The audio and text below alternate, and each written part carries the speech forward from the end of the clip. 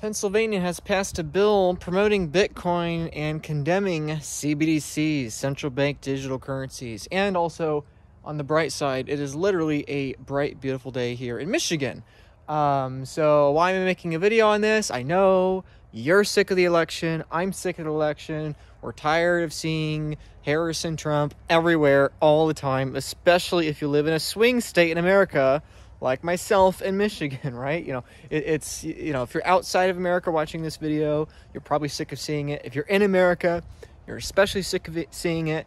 And if you're in Pennsylvania, Michigan, or a few other, swing states, you're so ready for it to be done. So I know it's annoying, but I do think this is a big deal. Why I think it's a big deal is because this bill was passed with bipartisan support, through Pennsylvania's, state government.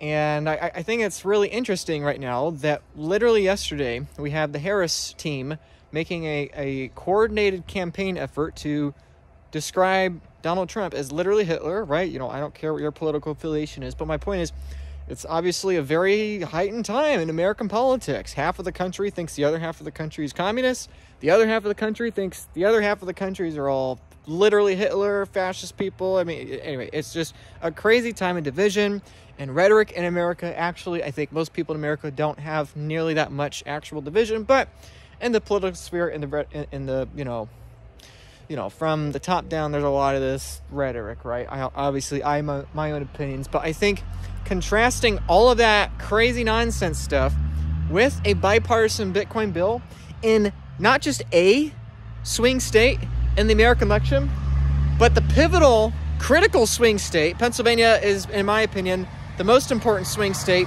in all of America this election. And that's for a couple reasons. Number one is that there are a lot of electoral votes. And number two is just that the margins are really, really tight. And so, of course, there's an extra advantage to putting an extra bit of work in Pennsylvania. We've seen Donald Trump there a lot recently. We've seen Elon Musk basically exclusively in Pennsylvania. Obviously, the Harris team is all over in Pennsylvania, as well as their respective running mates, right? So there's a lot of attention in Pennsylvania. And this Bitcoin bill, do I think it's going to be consequential in the election? Probably not. But tune out the noise, focus on the signal. What is really important here? If you had asked me 3 years ago, 5 years ago, will Bitcoin be a topic in the presidential race in 2024? I would have laughed at you. I would have been like, no, come on. Don't be absurd. Don't be a hyperbole. Don't be a moon boy, right?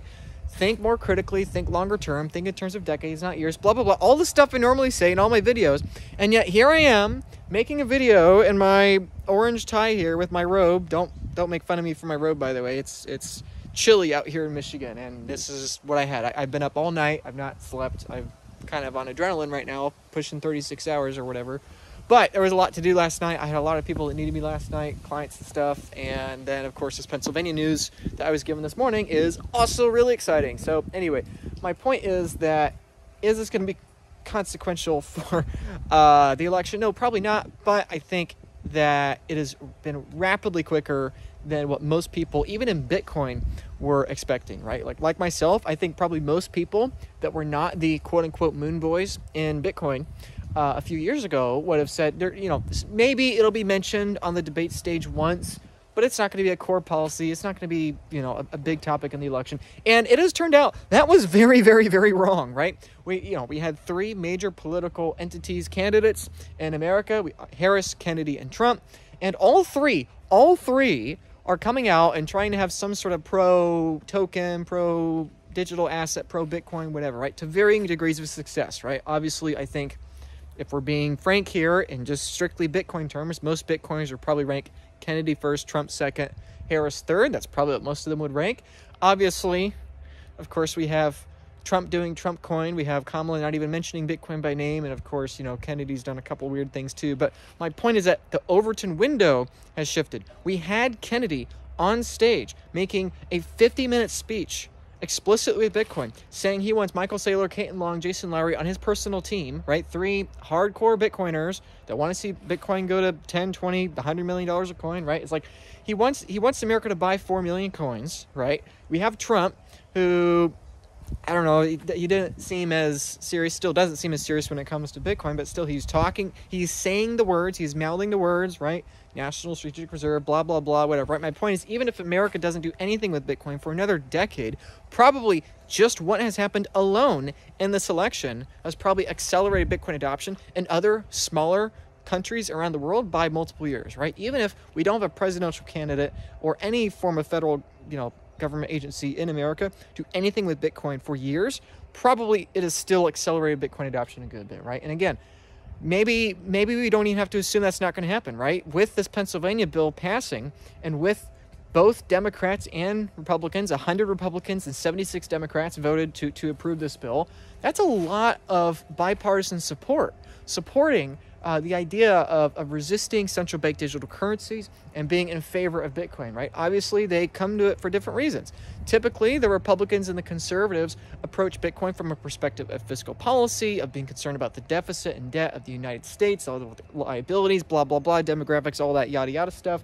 And, many of the Democrats are concerned about it because they are concerned about equality. They're concerned about, helping the environment, which actually counterintuitively, Bitcoin does help enable the environment, right? Where I work at Blockware, we have mining facilities, many multi-megawatt facilities in 4 different states.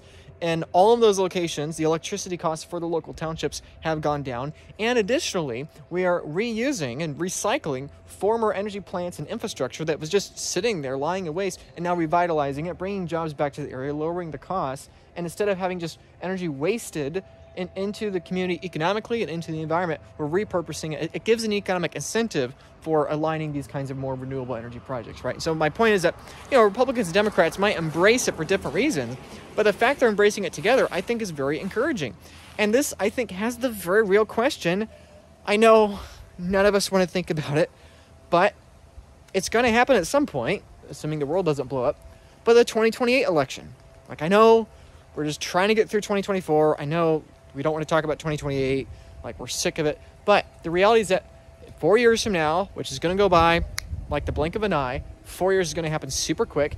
And when 4 years comes and goes, and we're talking, in 2028 terms, how big is Bitcoin going to be in that political cycle? I mean, is it going to be a bigger issue or a smaller issue?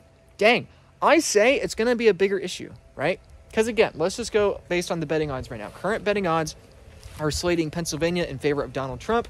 There's currently a 60 to 70-ish percentage chance, according to the betting markets, that Donald Trump is going to win. Okay, I know I don't like Donnie Coin. I don't like, World Liberty Crypto Orange Man Coin. I don't even remember what they call it. Token. Somebody put it in the comments. What's their coin? I forget. But, so obviously, do they understand Bitcoin? Can they describe what a UTXO is? Do they know anything about the difficulty adjustment or anything else? Hey, I'm good. Yeah, I'm good. Yeah. Anyway, what was I saying? Oh, yeah. So obviously, there's trade-offs, there's downsides. But the point is, who is going to be in the room with Donald Trump from now until 2028? Elon Musk, Robert Kennedy, and JD Vance, right? All 3 of them own Bitcoin. Obviously, Kennedy, I think, is the biggest Bitcoin advocate of the 3 of them, right? JD Vance has 6 Bitcoin on Coinbase, I believe. So if you have 6 Bitcoin, you have him self-custody. Congrats, you're doing better in Bitcoin terms than the 70% odds next vice president of the United States. Gosh, we're so early. Anyway, but, the point is that the people surrounding the next president of the United States are probably going to be very, very pro-Bitcoin. And if simultaneously we have Bitcoin price skyrocketing in the next 12, 18, 24 months, we literally have a 70% odds of a relatively Bitcoin adjacent person being in the office. I mean, the guy's literally orange. He's going to be surrounded with even more Bitcoin adjacent and Bitcoin supported people, while we're going to have a massive bull market for Bitcoin price and all this interest, all these corporations adopting Bitcoin as a treasury strategy. I mean, this is very exciting. And I think this effort in Pennsylvania is a small symbol of what's to come. Michigan, my home state, where it is a beautiful fall day outside, Michigan's pension fund has come to buy Bitcoin, okay? Michigan pension holders have Bitcoin on the balance sheet. It's a very, very, very small amount, like a quarter a person, but it's still technically there. They have gotten off zero. Wisconsin's pension fund, which is just over Lake Michigan, just over the Midwestern pond, right? Their pension fund is also about Bitcoin, right? Other states like Wyoming, North Carolina, Ohio, and others, Texas, are also dabbling and trying to do similar things to varying degrees of success or resulting effort, right? But states are already buying it on their pension funds. They're already talking about it. They're already doing it. And I think 2024 is going to be remembered as the year that set the stage for an explosive and parabolic 2025, right? Now, does that mean that 2026 is going to be a bear market? Maybe, maybe not. This time is different. No more bear markets. Super cycle, right? Maybe, maybe not, right? Obviously, I don't want to predict those things because, like, who thinks I can't predict at what point these leaves are going to fall off this tree, right? And this is in my yard. So, how am I going to predict Bitcoin price, right? Anyway, so my point is, like, there's no point in predicting what 2026 is going to do. Obviously, I'm going to continue to believe there will still be bear markets in price until suddenly they're not, right? But I do think we have to consider the possibility that every single cycle we continue in Bitcoin's history, probably at some point, that cycle will break. Maybe that means it breaks to the upside. Maybe that means instead of a bear market collapsing in price, it's just a bear market that is a flat line in price, but it's just drawing it out like frankly we've seen in the second half of 2024, right? The last 6 months, Bitcoin price has been flat. Yes, it's not been a bear market. We haven't crashed in price 50%, but it's been really, really healthy for the market to consolidate like this for so long, right? And so my point is, maybe we still have bear markets, but maybe they change. Maybe we still see bull market, bear market cycles, but maybe they change, elongate, short. I don't know. My point is, it's important to be nimble, it's important to be flexible, and it's important to take your Bitcoin self-custody seriously. I have had more engagement with new clients and people in the last maybe 6 weeks, couple months or so, than I have in the entirety of the rest of this year, with the exception of, let's say, February and March, right? I've had a lot of people reaching out despite Bitcoin sentiment being low. And so my point is, what is the actionable step for you to do after watching this video? I would encourage you, write your senator, write your representative, right? I know you may not like politicians. I know you may think that they're all, these horrible, evil people that want to kill you or whatever, right? But I'd encourage you, write your politicians, tell them you care about Bitcoin, right? Because even though, Bitcoin doesn't need politicians need Bitcoin, the politicians aren't going to know that unless you tell them, unless you write them, unless you email them, unless you send them handwritten letters, right?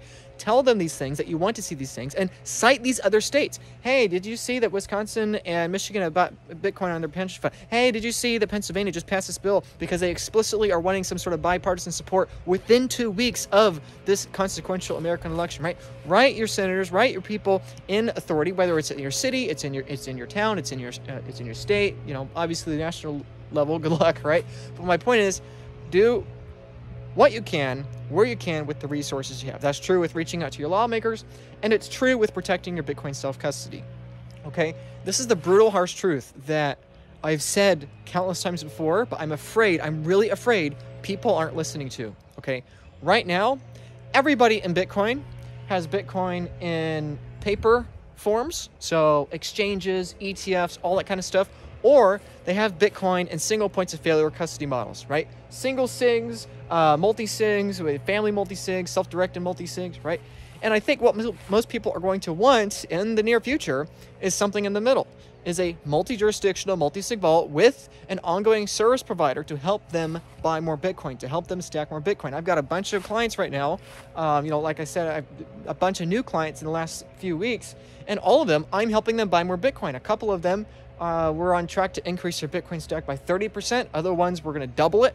Other ones, I'm helping them liquidate other certain assets. Other ones are looking to borrow money for Bitcoin. I'm helping them get better interest rates, better amortizations, all that stuff. Basically my job, being somebody incentivized along with them to help them stack as much Bitcoin and secure it the best possible for as long as possible. The incentive is, how do I help you buy more Bitcoin, right? And I think a lot of people are going to want that. Now, I was the first American, right? Go USA, right? This whole video is basically about the American election, right? Go America. I was the first American at the Bitcoin Advisor, okay? There were 5 people when I joined the Bitcoin Advisor. Now there are 40. And I'm telling you, we're not going to be able to keep up. We are one of the top Bitcoin service companies in all of Bitcoin. We got a team of 40 people. We're really starting to limit how many more people we can hire just because we can't keep up with training everybody. And training does take a very long period of time because there's a lot of moving parts here, a lot of different tax jurisdictions, a lot of different legal entities, revocable trust, irrevocable trust, super funds, IRAs, lots of different things to do, right? And so my point is that if you're going to have 40 people at our company, maybe a couple hundred more people at different similar companies. Obviously, we've been around since 2016. Most other Bitcoin service providers haven't been around that long that are trying to do what we do, right? But we've been around a while. We have the longest reputation. We have a team of 40 people. Maybe, to be really optimistic, there's a few hundred people in the world that are doing the exact kind of service provision that we're doing. I mean, the reality is that when we have 10,000 millionaires in the US that reach out to us and say, you know, I want to buy $1 million of Bitcoin. I got a $10 million net worth. I want to buy $1 million. Can we do it this week? I mean, it's like, there's going to be no more time. I'm not going to have time to make these videos anymore, right? Like, it's about noon at the time of recording. I've been up literally all night, like I said. I recorded an interview with Dennis Porter when he was in his layover in London. I did that. Filming that took an hour. I had to edit it, had to upload it, had to get all that stuff done. You know, doing the Twitter post, doing everything else. After I post this video, I'm going to have to quit for the day and actually deal with the other work things I have to do. And then, you know, sleep and eat. Yeah, I need to eat too. But my point is that time is just not going to be reality, right? Like, this is not sustainable, right? You know, I can't do all day, every day like I'm doing right now forever, right? I'm going to have to cut back on time. But the reason I'm going all in now is because now actually has the difference. I'm not going to push as hard a year from now when Bitcoin's in the 6 figures. Why? Because the effort I give to my clients is significantly less. If you want to buy more Bitcoin, you do it now when it's cheaper, okay? You don't wait for Bitcoin price to go up to then hire the service professional to come alongside you and help you buy more Bitcoin. No, you do it now because Bitcoin's cheaper now and the effort is going to be more worthwhile now, right? That's why I'm working so hard, because my bull market as a service provider getting compensated as a function of helping people buy more Bitcoin, my bull market is right now. Okay, most people, their bull market is when Bitcoin price goes up, right? That's all they see, right? But if you're thinking in terms of Bitcoin, this is the bull market right now to take action. We have maybe days or weeks, maybe a couple months left where you can buy Bitcoin under the all-time high, okay? That's your bull market. That's when you buy Bitcoin. That's when you increase your Bitcoin stack. You don't wait to start asking the question, oh, maybe I should have borrowed money to buy Bitcoin. Oh, maybe I should have sold that extra asset to buy Bitcoin. Oh, maybe I forgot I had this money in this account or that account, whatever. Oh, maybe I should take my Bitcoin tax situation seriously. Oh, maybe this. Oh, maybe that. You don't wait for Bitcoin price to go up. You do it now, okay? The US has all kinds of regulatory changes happening at the end of this year, at the end of 2024, that are going to expire. You do it now. You do it before the deadlines, okay? So that's my encouragement, okay? Pennsylvania is exciting. I think it's a sign of things to come. I think it's a sign of bullish market movements to come. And my encouragement is get off zero and take action. Write your lawmakers, take Bitcoin self-custody, reach out to information in the description below. My average client, I help stack 51.2% more Bitcoin within the first 12 months on average. I'm more than happy to help you do that.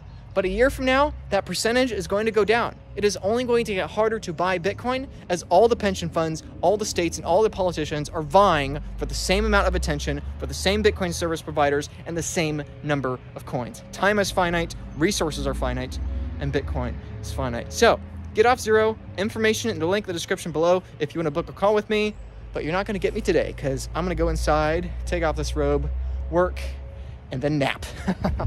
All right, see you later. Bye.